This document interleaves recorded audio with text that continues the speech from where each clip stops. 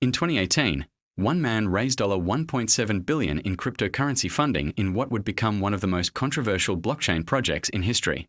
By 2020, the US government had shut it down completely. This is the story of Pavel Durov's Gram token and how regulatory power crushed a billionaire's crypto ambitions. Before we dive in, this video contains AI-generated visuals with verified facts from official court documents and SEC filings. Let's examine what really happened. Pavel Durov is not your typical tech billionaire. The founder of Telegram, the encrypted messaging app used by over 900 million people worldwide, Durov had already proven his ability to build platforms that governments couldn't control. In 2018, he announced something that promised to revolutionize cryptocurrency, the Telegram Open Network, or TON, powered by a native token called Gram. The vision was ambitious. Durov wanted to create a blockchain platform integrated directly into Telegram, allowing users to send money as easily as sending a message. With Telegram's massive user base, Gram tokens could potentially reach hundreds of millions of people overnight. Unlike Bitcoin or Ethereum, which required separate wallets and technical knowledge, Gram would be accessible to anyone with a smartphone. The initial coin offering in early 2018 was conducted privately, targeting sophisticated investors.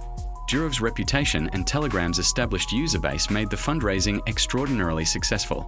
In just 2 rounds, Telegram raised $1.7 billion from 171 investors across 39 countries. It became the largest ICO in history at that time. But there was a critical problem. The Gram tokens sold to these investors came with an agreement. They would receive their tokens once the TON blockchain launched, expected in October 2019.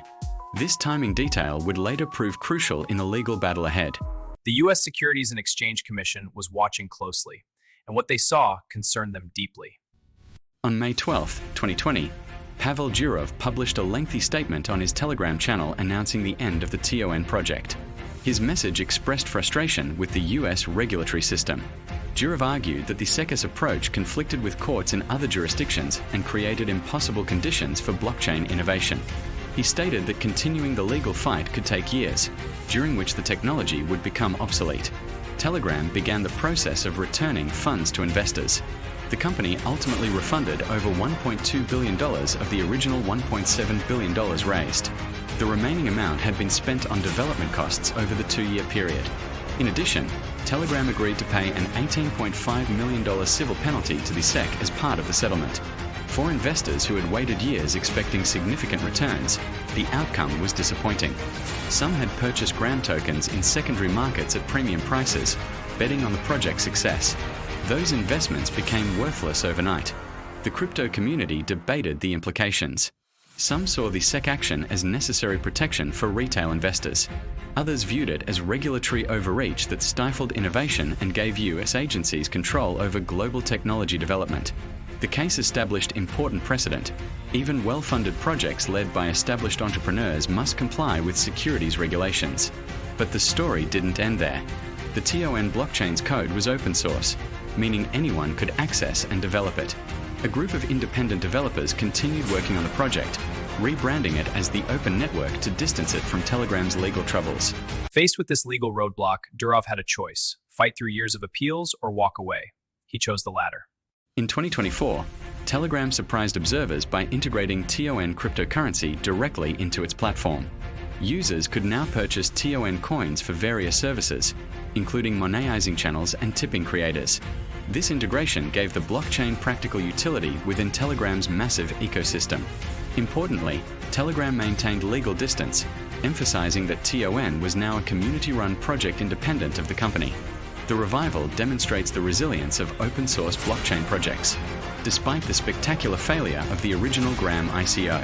And the $1.7 billion setback, the underlying technology found new life through decentralized development. However, 2025 brought shocking context to the entire Gram saga. Reports emerged that Pavel Durov had survived a potential poisoning attempt in 2018, occurring during the peak of Gram fundraising efforts. Details remain limited, and Durov has not provided extensive public comment on the incident. The revelation adds a darker dimension to the already complex story, raising questions about the pressures and dangers facing high-profile crypto entrepreneurs. The poisoning attempt, if confirmed, suggests that Durov faced threats from multiple directions during this period. regulatory action from SEC, potential physical danger from unknown actors, and the enormous pressure of managing a $1.7 billion project with global implications. Today, Telegram continues operating as one of the world's most popular messaging platforms. The TON blockchain trades actively on cryptocurrency exchanges, though at a fraction of its anticipated 2019 value. Pavel Durov remains one of the most enigmatic figures in technology, having built a platform that governments struggle to regulate and survive both legal and potentially physical threats. The Graham story serves as a cautionary tale about the intersection of innovation, regulation, and the sometimes dangerous world of cryptocurrency.